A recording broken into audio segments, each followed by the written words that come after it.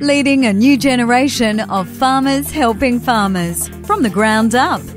When a group of like-minded Wimmera farmers formed the Victorian No-Till Farmers Association in 2002, other farmers admitted much of what they were saying didn't make sense. But because of the willingness of VicNoTill farmers to share their knowledge with others, farmers helping farmers, it's starting to make serious sense.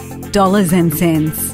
And the backing from sponsors and research and communication partners such as Wimmera Catchment Management Authority means VicNoTill continues to lead a new generation of zero-till farmers both in their own backyard, interstate and around the world. The original guys that set up VicNoTill in the first place, you would be annoying them continually on the telephone saying, why isn't this working out? You know, blah, blah, blah. And it didn't make, it makes sense now, but it made no sense back then. You know, they'd be talking about 381 versus 15-inch versus whatever. And it was just all, you know, a bit too much the old head, I suppose. Whether it's giving advice on the other end of the telephone, walking through paddocks to inspect controlled traffic tram lines and plants sown into thick stubble, tinkering in sheds to fine-tune machinery for no-till, or kicking ideas around at info days.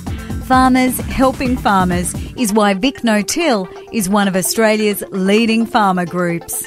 I see the way VicNoTill's farming and heading is going to be the way of the future, and it's quite exciting. The transition and how we are farming in a dry climate. I'd say that VicNoTill and the members are very hands-on and practical about machinery setup and very approachable. Hence their catch cry, the farmers helping farmers, is it couldn't be any more accurate. I was able to rustle up a group of people similar to my age who all had a keen interest in no-till, and it's easy once you're in a close forum with sort of only 5 or 6 people, you're able to bounce ideas off each other and people are more open to talk, so I just thought, well, I'll give them a go.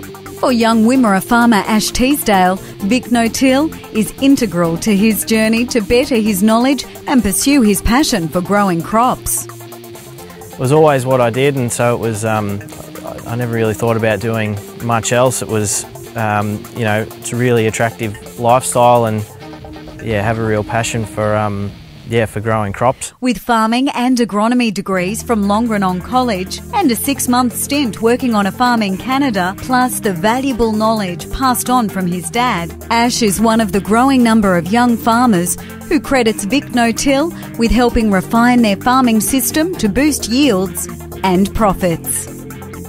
I guess we've come a long way in the last 5 or 6 years, and it's still going forward. We've got a lot out of VicNoTill over, you know, since Dad joined, probably in 2006 or 7 or something, and it's not just, you know, going to days or the conferences and that kind of thing. It's just being part of the network, I guess, and sometimes some of those days you get more out of just talking to people there rather than, you know, some of the things. But yeah, it's just being part of the network and having that huge sort of, you know, database of other people's experiences to sort of draw off. It certainly, yeah, saves some heartache in making the wrong decisions all over again. It's not only young Australian farmers who look upon VicNoTill as a fountain of knowledge and experience. UK farmer Russell Mackenzie spent much of his time with VicNoTill farmers while in Australia on a Nuffield scholarship to learn more about controlled traffic farming. I had a day yesterday sort of in the sort of Ballarat region with a couple of guys, and we've moved up to here today. And it's just been fascinating to see what people do out here with what no-till means and actually how they make the system work. The thing I've been really impressed by is everyone's attention to detail, and it's this bit about planting in between the rows. And people have spoke about it before, but it's great to actually go out and see people, and the reason why, not just because they've got they can do it, but the reason why they're doing it. I think it's what I've certainly learned from here is that perhaps we can make it work better in the UK just by having that little bit more attention to detail. Everyone I've come across here is moisture retention is absolutely vital, so what you get you've got to retain. Even if we've got similar moisture levels at home, maybe 550 mils, but different climate with your drying winds you've got here, retain that moisture, and it's what you do to retain the moisture which has really opened opened my eyes how you do it, and stubble retention is key, cover for some people. Some people need to get through certain soil layers. I mean, just in a couple of days I've learnt huge amounts about how to work with your straw and so forth, supposed to be against it.